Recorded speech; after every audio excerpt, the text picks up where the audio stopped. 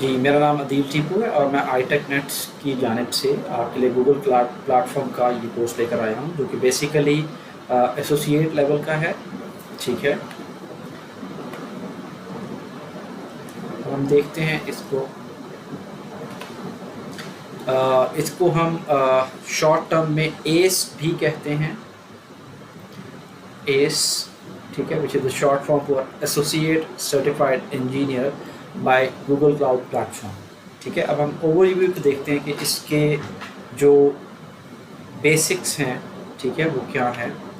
सबसे पहले तो ये कि गूगल क्लाउड प्लेटफॉर्म जो है एक यूनिफाइड सर्विस है, जो कि all around the world globally एक इंफ्रास्ट्रक्चर को प्रिवेल करती है और उसके ज़रिए वो अपनी जो एंड यूज़र प्रोडक्ट्स हैं उनको डिप्लॉय करती है और हमारे कंज्यूमर्स के लिए उसको अवेलेबल करती है। ठीक है, अप्रैल 2008 में गूगल ने सबसे पहले क्लाउड कंप्यूटिंग सर्विसेज को स्टार्ट किया, जिसको जो फर्स्ट ऐप थी वो थी ऐप इंजन।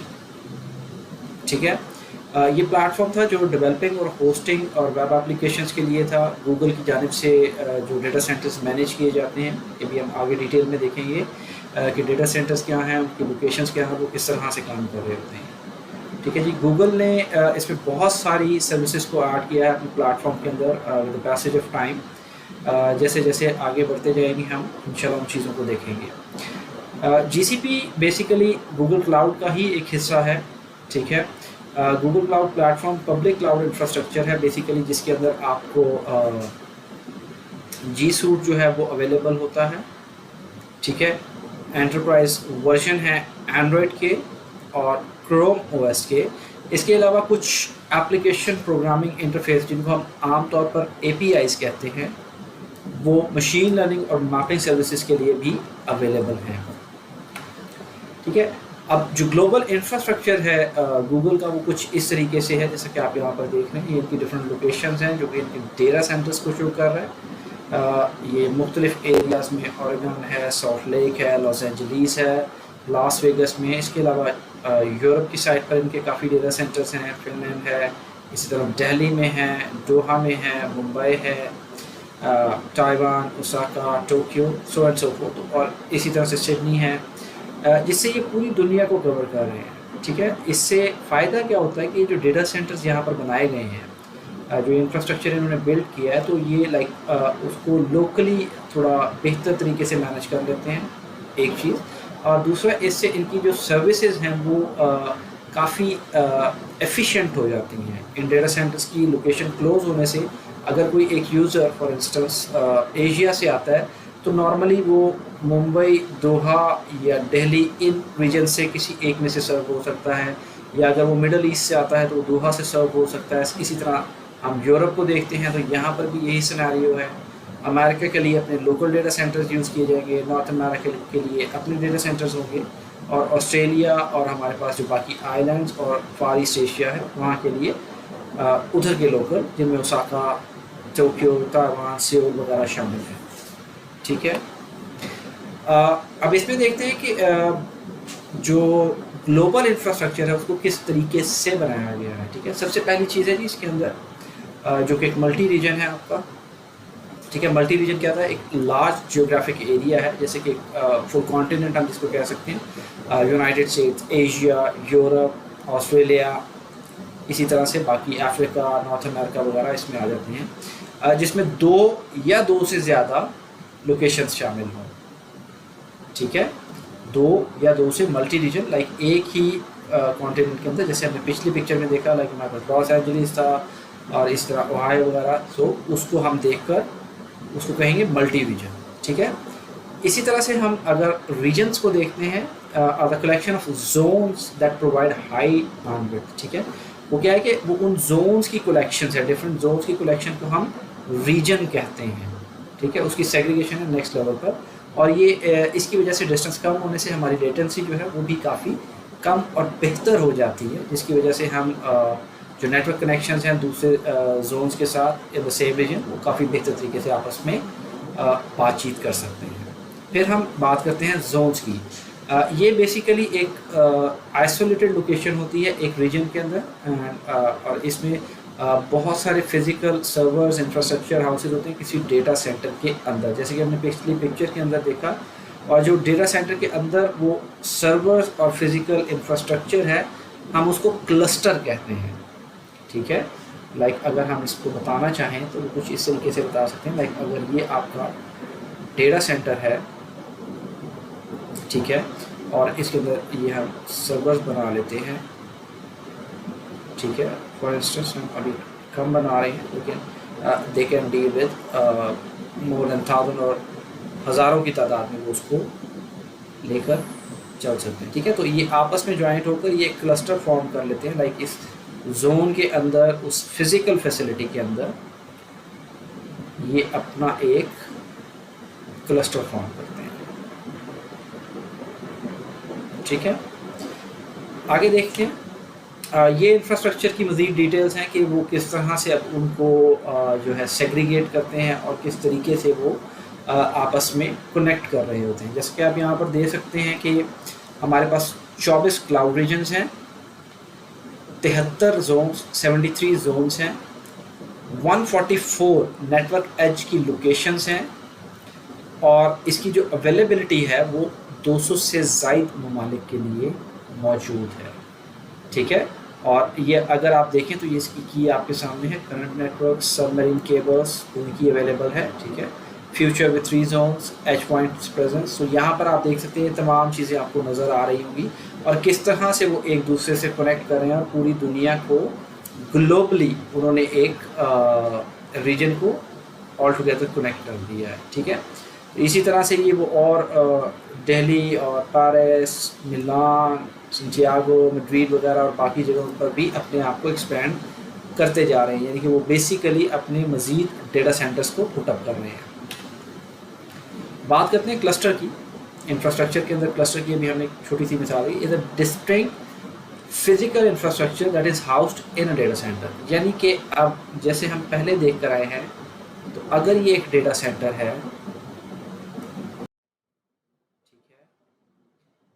फॉर इंस्टेंस यहाँ पर हम बात करते हैं कि 4 पोर्शंस हैं और इनके अंदर डिफरेंट ये आपके सर्वर्स या फिजिकल इंफ्रास्ट्रक्चर पड़ा हुआ है। ठीक है, तो इसके अंदर हर एक को हम क्लस्टर कहेंगे। ये एक हिस्सा क्लस्टर कहलाएगा, जो कि एक मजमुआ कहलाएगा उस डेटा सेंटर के अंदर। ठीक है, फिर उसके बाद बात करते हैं जी हम network edge location offers connection to Google Cloud services from different locations across metropolitan areas, यानी कि आप का जो डेटा सेंटर है वो एक स्पेसिफिक जगह पर, एक ख़ास जगह पर है। यहाँ पर हम बात कर लेते हैं लॉस एंजलिस की। ठीक है, अब लॉस एंजलिस में उसकी जगह कुछ और होगी, लेकिन वो जब कनेक्ट करेगा तो उसको हम कहेंगे, यानी कि शहर में किसी और जगह से बेवर्ली हिल्स है को और लाइक हम बात करते हैं, तो उसको कनेक्ट करने के लिए एक कंज्यूमर को वहाँ पर उन्होंने क्या किया है, उन क्लाउड सर्विसेज को कनेक्ट करने के लिए एज लोकेशन बनाई गई है। ठीक है, यानी कि उसको एज लोकेशन कहते हैं और वो उसको यूज़ करते हुए आपस में कनेक्ट हो रहे होते हैं। ठीक है जी, नेक्स्ट हम बात करते हैं प्रोजेक्ट। प्रोजेक्ट बेसिकली आप इसको इस सेंस में भी ले सकते हैं कि ये आपकी जो चीज़ें हैं उनको एक ख़ास स्पेसिफिक एरिया में डिफाइन कर देता है। जस्ट लाइक आप एक्सटेंडेड प्रोजेक्ट करते हैं, मतलब आप कहते हैं जी मेरे पास एक HR का प्रोजेक्ट आया है। ठीक है, या आप इसी तरह कहते हैं कि मेरे पास एक मार्केटिंग का प्रोजेक्ट आया है, तो आप उनको लेबलिफाई करते हैं, लेबल्स लगाते हैं ताकि आप उनको बाद में बेहतर तरीके से देख सकें। इसी तरह से यहाँ पर जो प्रोजेक्ट्स हैं वो उसमें क्या फ़ायदा होता है आपको बनाने का, कि आपकी जो सेटिंग्स हैं, परमिशंस हैं और बाकी मेटा डेटा जो है वो आपकी जो एप्लीकेशन आप उसमें यूज़ करना चाहते हैं उस प्लेटफॉर्म के अंदर, उसको किस तरह से आप मैनेज करते हैं। ठीक है, तो हो सकता है आपको एक जगह ज़्यादा चीज़ों की ज़रूरत हो मगर दूसरे प्रोजेक्ट में उससे कम चीज़ों की ज़रूरत हो। इस तरीके से आप उनको प्रोजेक्ट्स में बांट कर ज़्यादा बेहतर अंदाज में परफॉर्म कर सकते हैं। जी, अब बात करते हैं प्राइसिंग की, यानी कि अब सबसे इम्पॉर्टेंट फीचर जो है वो है हमारा प्राइसिंग। कि अगर हम फॉर इंस्टेंस हम एक मिसाल लेते हैं कि अगर हम एक न्यू सर्वर परचेज करते हैं, ठीक है, हम जानते हैं कि ये कॉस्टली इक्विपमेंट है, तो अब एक नॉर्मल रेंज में बात करें तो that can cost you around 4 to 5 lakhs, ठीक है। तो इस वजह से आप इस इन्वेस्टमेंट को अगर ना करना चाहें तो यहाँ पर गूगल क्लाउड प्लेटफॉर्म की यही खूबसूरती है कि वो आपको यही चीज़ें high and high grade machines आपकी रिक्वायरमेंट के मुताबिक रेंटल बेसिस पर फराहम कर देता है, ठीक है। तो वहाँ पर आप रेंटल बेसिस, या हम इसको नॉर्मली पे एज यू यूज़ या गो भी कहते हैं। तो इसके लिए टर्म जो है PAYG यूज़ की जाती है, पे एज यू यूज़ और पे एज यू गो। तो इस तरीके से हम उसको जितना यूज़ करें सिर्फ हम उसके लिए पे करेंगे, हमें उसको परचेज़ करने की ज़रूरत नहीं सर्वर्स को या उस फिज़िकल हार्डवेयर को। हम अपनी रिक्वायरमेंट अपने प्रोजेक्ट के लिहाज से उसको यूज़ कर अपनी ज़रूरियात को पूरा कर सकते हैं। जैसा कि यहाँ पे आप देख सकते हैं कि अगर आप उसको 1 मंथ के लिए यूज़ करना चाहते हैं, लेकिन वो इक्विपमेंट अगर आप परचेज़ करते हैं तो वो आपको बहुत ज़्यादा कॉस्ट कर रहा होगा, ठीक है। तो इस तरीके से आप इन चीज़ों को देख सकते हैं। गूगल जो आपका प्राइसिंग कैलकुलेटर है वो आपको यहाँ पर ये फैसिलिटी प्रोवाइड करता है, ठीक है। मतलब आप इसमें देखते हैं कि बिलिंग किस तरह से हो रही है। ये देखें, जैसे हमने बात की थी प्रोजेक्ट 1, प्रोजेक्ट 2, प्रोजेक्ट 3, उन तमाम की एक बिलिंग जो है वो आपकी एक ऑर्गेनाइजेशन है, उसके फोल्डर्स हैं, वो पूरा देख रहे हैं, उसको आपकी डोमेन बनी हुई है प्रॉपर, ठीक है। उसके नीचे एक ऑर्गेनाइजेशन है, उसके नीचे जो रिसोर्सेज यूज़ किए जा रहे हैं वो यहाँ पर आ रहे हैं, और उनकी तमाम बिलिंग की डिटेल्स यहाँ पर उस अकाउंट में इकट्ठी हुई हैं, ठीक है। और उसके बाद आपको वो बिल जनरेट होकर यहाँ पर अवेलेबल हो जाता है, ठीक है।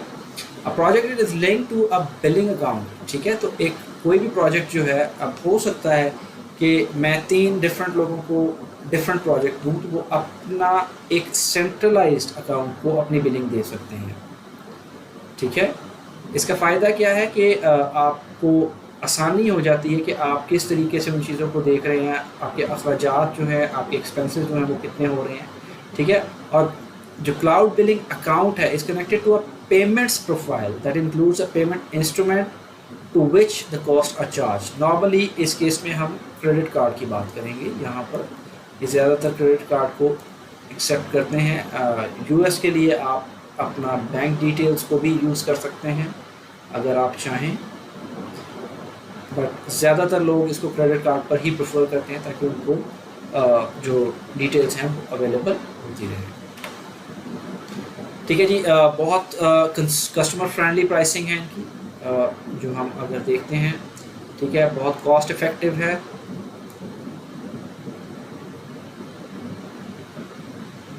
फिर पे एज यू गो, जैसे आपको पीछे बताया था, पे एज यू गो है, जितना आप यूज़ करेंगे, नो टर्मिनेशन फ़ी, नो अपफ्रंट कॉस्ट, यानी कि आपको वो चीज़ परचेज़ नहीं करनी पड़ती या उसके लिए कुछ स्टार्टअप में नहीं देना पड़ता। You just make your project, आप उसको बनाते हैं और बनाने के बाद आप उसको जो है वो यूज़ करना शुरू करते हैं। अब from the point you started, वहाँ से आपको कोई कॉस्ट इनकर नहीं हो रही। यूज़ करने के बाद जितना आपने उसको यूज़ किया होगा उसके अकॉर्डिंगली आपको वो जो है बिलिंग कर देते हैं, ठीक है। कुछ प्राइसिंग इनोवेशंस भी हैं जो उन्होंने दी हैं गूगल क्लाउड प्लेटफॉर्म ने, ठीक है। सस्टेन्ड यूज डिस्काउंट, ठीक है, automatically gate 30% worth of discount on workload that run for a significant portion of your billing month, ठीक है। अगर कंप्यूट इंजन, ये आगे हम चलकर देखेंगे, कंप्यूट इंजन और क्लाउड सीक्वल में अगर आप एक ऑनगोइंग बेसिस पर उन चीज़ों को यूज़ करें तो आपको 30% की एंटाइटलमेंट मिलती है फॉर द डिस्काउंट, ठीक है। इसी तरह से हमारे पास प्रीएम्प्टिबल इंस्टेंसेस हैं। जो इंस्टेंसेस होती हैं वो एक कम पॉइंट पर चल रही होती हैं, एक नॉर्मल प्राइस है, लाइक हम इसको डिस्काउंटेड रेट भी कह सकते हैं, ठीक है। लाइक अगर एक स्टैंडर्ड मशीन है, फॉर इंस्टेंस हम यहाँ पर बात करते हैं स्टैंडर्ड मशीन, जो कि आपको $1 कॉस्ट कर रही है मे बी पर डे, ठीक है।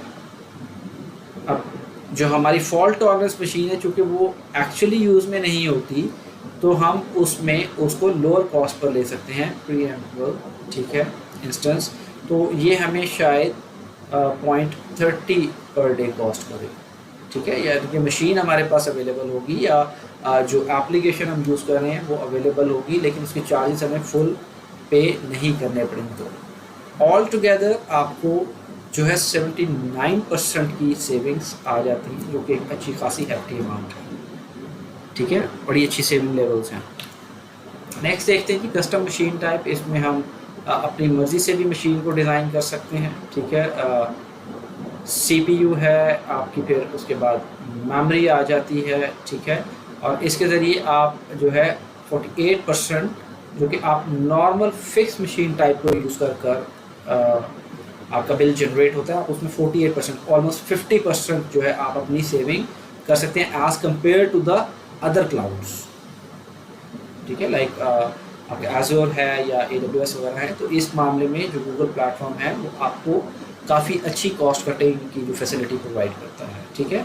फिर उसके बाद है जी हमारे पास कमिटेड यूज़ डिस्काउंट, ठीक है। ये प्राइसिंग उन वर्कलोड्स के लिए जिनके पास आपको पता है कि वी नीड दैट, हमें वो चाहिए, तो हम कमिटेड यूज़ का कॉन्ट्रैक्ट उनके साथ कर लेते हैं, ताकि वो हमें it's just like a bulk buying purchase, ठीक है। तो उसमें फ़ायदा हमें क्या मिलता है कि हम in return for committing to paying for those resources for 1 year और 3 ईयर्स, ठीक है। अब इसमें 2 ऑप्शन हैं आपके पास, या आप इसको 1 फुल ईयर या 3 ईयर्स के लिए साइन करते हैं, और आपको जो सेविंग मिलती हैं 57% विदाउट अपफ्रंट कॉस्ट, ठीक है। There is no upfront cost, उसमें कोई भी आपको पैसे पहले अदा नहीं करने, और इंस्टेंस टाइप जो है उसको लॉक इन की फैसिलिटी भी मिल जाती है। दैन आपके पास यहाँ पर एक पर सेकेंड बिलिंग है, बहुत ही कॉस्ट इफेक्टिव। लाइक मतलब अगर कोई सर्विसेज बहुत रेयर यूज़ होनी है, पे for the services by the second with the minimum consumption of 1 minute, यानी कि 1, 2 मिनट, 4 मिनट के लिए आपको कोई इंस्टेंस चलाते हैं तो आपको सिर्फ उतनी ही कॉस्ट की जाएगी, ठीक है। Then we have cold line. इसमें अगर आपका कोई स्टोरेज है टेप लाइक है, ठीक है, आर्काइवल स्टोरेज आपको मिल जाता है with the speed of disk at the cost of a tape, ठीक है। यानी कि आपको basically better speed at lower cost, ठीक है, यानी कि बहुत कॉस्ट इफेक्टिव हो जाता है। तो इसके लिए कोल्ड लाइन स्टोरेज जो है बहुत ज़बरदस्त है अगर आप किसी डेटा को ज़्यादा लंबे अरसे के लिए आर्काइव करना चाहते हैं, ठीक है, या बैकअप्स लेना चाहते हैं, दैट कैन हेल्प यू। इसके अलावा हमारी कुछ ज़रूरी सर्विसेज हैं, एसेंशियल गूगल क्लाउड सर्विसेज, जिनमें सबसे पहले कंप्यूट है। कंप्यूट इंजन जो है बेसिकली आपका गूगल क्लाउड इंजन जो है let's you create virtual machine, यानी कि आप उसमें वर्चुअल मशीन बना सकते हैं ऑन डिमांड, ठीक है। क्लाउड की बेसिकली यही खूबसूरती है कि आप उसमें जो भी काम करते हैं ऑन डिमांड किया जाता है, ठीक है, यानी कि जैसी आपकी रिक्वायरमेंट होगी उसके अकॉर्डिंगली आप उनको जो है यूज़ कर सकते हैं। Live migrate between host system without rebooting, आप विदाउट रीबूट किए आप उनको लाइव माइग्रेट कर सकते हैं। ये भी आगे हम इंशाल्लाह डिटेल में देखेंगे कि लाइव माइग्रेशन क्या होती है। Which enables you to keep running application even host system require maintenance, ठीक है। आपकी एप्लीकेशंस जो हैं वो स्टॉप नहीं होती, ठीक है। तो इस तरीके से आप उसको जो है एक जगह से दूसरी जगह मूव कर सकते हैं या मेंटेन कर सकते हैं। फिर हमारे पास क्लाउड फंक्शंस हैं, ये स्केलेबल पे एज यू गो फंक्शन है। कोई भी सर्विस आप यूज़ करते हैं आप उसको एज अ सर्विस ले सकते हैं और आपको कोई प्रॉब्लम नहीं होगी और आपका कोड उस पर रन करेगा, ठीक है। और आपको उसको ना ही तो मैनेज करना होता है, ना ही उसको देखना होता है, ना ही उसके सर्वर्स को अपग्रेड करना होता है। यानी कि अगर आप एक चीज़ खुद से लेते हैं तो आपको ये तमाम चीज़ें खुद से मेंटेन करनी होती हैं। यहाँ पर आपको ये प्रॉब्लम्स नहीं होते, आप सिंपली अपना फोकस जो है अपने काम पर रख सकते हैं, लाइक डेवलपमेंट या कुछ भी आप जो काम कर रहे हैं। गूगल कुबरनेटिस इंजन ये एनवायरनमेंट देता है डिप्लॉय करने के लिए सेंट्रलाइज एप्लीकेशन, डिप्लॉय मैनेज करता है उन्हें और उनको स्केल कर सकता है, जो कि आपकी कॉन्टेनराइज्ड एप्लीकेशन होती हैं, like very small application, just to make the understanding better, ठीक है। GCP automatically handles to upgrade run few new versions of Kubernetes। इसमें आपको कतई तौर पर ये परेशान होने की ज़रूरत नहीं होती कि आपकी अगर मशीन के पैच की ज़रूरत है या उसको अपग्रेड करना है, नए वर्जन पे जाना है, तो that is not your problem. Google cloud platform totally इस चीज़ को खुद मैनेज कर रहा होता है, ठीक है। फिर हम बात करते हैं जी स्टोरेज की। स्टोरेज में हमारे पास क्या ऑप्शंस अवेलेबल हैं, ठीक है। स्टोरेज में हमारे पास लोकल एसएसडी है, हाई परफॉर्मेंस होती है, जैसा कि हम जानते हैं। इसकी जो लोकल सर्वर होता है उसको फिज़िकली अटैच किया जाता है और वहाँ पे आपकी इंस्टेंसेस रन करती हैं, और ये बहुत स्पीडी होती है as compare to a normal hard drive, ठीक है। और इसका इनपुट और आउटपुट जो होते हैं वो पर सेकंड लेटेंसी कम होती है, स्पीड बेहतर होती है और ज़्यादा बेहतर अंदाज में ये परफॉर्म करती है, ठीक है जी। देन हम चलते हैं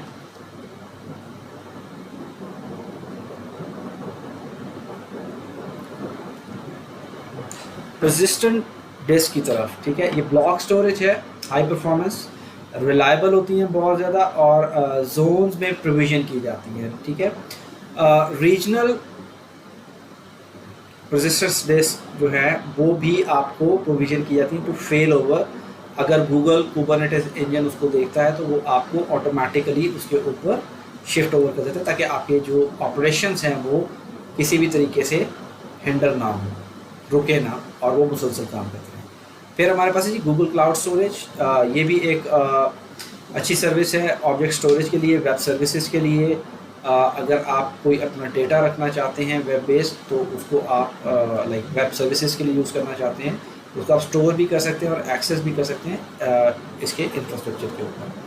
फिर हमारे पास है जी file store, fully manage scalable file network attach storage, NAS जो है वो आपकी अवेलेबल हो जाती है, ठीक है, जो आप प्रोविज़न कर सकते हैं अपने कंप्यूट इंजन और कुबरनेटिस इंस्टेंसेस के लिए, ठीक है। तो ये आपको वहाँ पर काफ़ी एज मिल जाता है अगर आप उसको स्केलेबल करना चाहते हैं।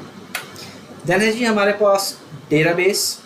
अब जाहिर सी बात है डेटाबेस एक कुलीदी और एक बहुत पावरफुल रिक्वायरमेंट है किसी भी बिज़नेस को रन करने के लिए। अगर आपके पास डेटाबेस मेंटेन ना हो तो उससे आपको प्रॉब्लम हो सकते हैं। उसके लिए हमारे पास सबसे पहले क्लाउड सीक्वल, ठीक है। ये ऑटोमेटिक डेटाबेस को प्रोविज़न करता है, कैपेसिटी को मैनेज करता है, ठीक है, जिसमें आपके वो जो रिनाउंड सीक्वल सर्वर्स हैं, पोस्टग्री है, माई सीक्वल है, इनको भी मैनेज कर रहा होता है। देन हमारे पास है क्लाउड फायर स्टोर, ठीक है।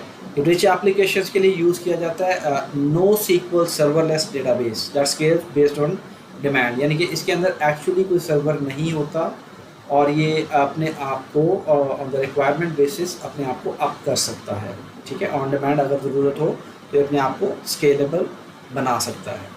Then we have G networking, ठीक है।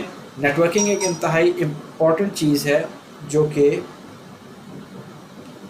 हम देखते हैं कि वो किस तरह से यूज़ की जाती है, क्योंकि अगर हम किसी चीज़ को एक जगह से दूसरी जगह नहीं ले जा सकते तो हमारे लिए उस चीज़ को यूज़ करना काफ़ी मुश्किल साबित हो सकता है, ठीक है।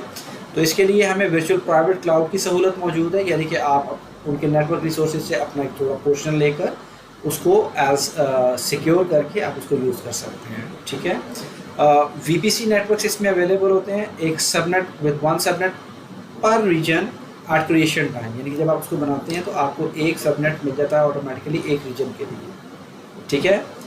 And automatically receive /20 subnets in new regions, और उसके बाद जो है वो उसको नए रीजन्स में /20 के साथ जो है आपके सबनेट्स क्रिएट कर देता है। Then we have cloud CDN, basically ये कंटेंट डिलीवरी नेटवर्क होता है। ये फास्ट और रिलायबल वेब सर्विस है वीडियो कंटेंट के लिए ग्लोबल स्केल पर, और इसमें आप जो है कंसिस्टेंट एक्सपीरियंस कर सकते हैं all around the world. Just like YouTube, वो क्या करते हैं, वो अपनी चीज़ें उन लोकेशंस के करीब रख लेते हैं जहाँ से रिक्वेस्ट जनरेट हो रही है, तो लोग क्लोजेस्ट सर्वर से कंटेंट डिलीवरी नेटवर्क को यूज़ करते हुए उसको कंटेंट को शेयर कर रहे होते हैं, ठीक है। फिर हमारे पास इसी तरह एक सर्विस है single click for load balancing. आप उसमें से लोड बैलेंसिंग भी कर सकते हैं, यानी कि आप अपने जो लोड है सर्विस का, जो आपके पास डेटा रिसीव हो रहा है, आप उसको बैलेंस कर सकते हैं 2 डिफरेंट जगहों पर या 2 डिफरेंट इंफ्रास्ट्रक्चर्स के ऊपर, ठीक है, मतलब एक जगह पर आपके पास ज़्यादा बेहतर है, आप वहाँ पर ज़्यादा भेज दें या दूसरी जगह पर कम भेज दें या दोनों को इक्वली यूज़ करें, that is up to you. फिर है जी क्लाउड DNS, ठीक है, डोमेन नेम सर्विसेज की भी ये फैसिलिटी फराहम करता है। अगर आप अपना DNS सर्वर बनाना चाहते हैं तो ये काफ़ी कॉस्ट इफेक्टिव है, ठीक है। आप उसमें से डोमेन नेम ले लें और उसके बाद जो यूजिंग गूगल डोमेन सर्विसेज आप अपना डोमेन नेम सर्वर भी सेटअप कर सकते हैं with the ease of Google cloud platform. फिर सबसे एक अहम पोर्शन और है इसमें जो कि सिक्योरिटी का है। अगर हम एक चीज़ बना लेते हैं मगर उसको सिक्योर नहीं करते तो उसका हमें कोई फ़ायदा नहीं। तो इसके लिए भी गूगल क्लाउड प्लेटफॉर्म में काफ़ी अच्छे सोल्यूशन प्रोवाइड करता है, जिसमें सबसे पहला है आइडेंटिटी एक्सेस मैनेजमेंट, ठीक है। काफ़ी अच्छे कंट्रोल होते हैं इसके अंदर और आपको विजिबिलिटी मिलती है एक सेंट्रलाइज जगह पर, ठीक है, जिसमें से आप क्लाउड रिसोर्सेज को देख सकते हैं, मैनेज कर सकते हैं, उनकी परमिशंस सेट कर सकते हैं, उनके रोल्स अलाउ कर सकते हैं, ठीक है। फिर इसके बाद है जी हमारे पास की मैनेजमेंट सिस्टम। ये भी एक सेंट्रलाइज कंट्रोल की मैनेजमेंट सर्विस है जो कि आपकी कीज़ को एनक्रिप्ट और डिक्रिप्ट करने में और डेटा को साइन करने के लिए जैसे सीक्रेट्स फॉर स्टोरेज हैं वो के लिए इस्तेमाल किया जाता है, ठीक है। आप एक्सटर्नली भी एक एक्सटर्नल की मैनेजमेंट पार्टनर को यूज़ कर सकते हैं और उसको आप EKM सिस्टम पे ला सकते हैं, ठीक है। तो ये भी फैसिलिटी थर्ड पार्टी के लिए अवेलेबल है। क्लाउड आर्मर है जी इसके बाद, इसमें से डिडॉसिंग अटैक्स और वेब अटैक्स को रोकने में मदद मिलती है, ठीक है। DDoS अटैक्स जो होते हैं वो हमारे distributed denial of service attack कहलाते हैं, जिसकी वजह से आपकी सर्विस जो है वो रुक जाती है। और इसी तरह से हमारे कुछ वेब अटैक्स होते हैं जिनको हम वहाँ पर देख रहे होते हैं। तो क्लाउड आर्मर के साथ आप DDoS और वेब एप्लीकेशन फायरवॉल की सर्विसेज भी ले सकते हैं और अपनी मर्ज़ी के रूल सेट्स बनाकर और डिफरेंट सर्विसेज को यूज़ करके उसको यूज़ कर सकते हैं और अपने कंटेंट को, अपने नेटवर्क को, अपनी क्लाउड सर्विसेज को सिक्योर बना सकते हैं, ठीक है। That would be the end of it. तो इंशाल्लाह मिलते हैं नेक्स्ट पार्ट में जो कि इनकी डिटेल्स होंगी। Thank you very much.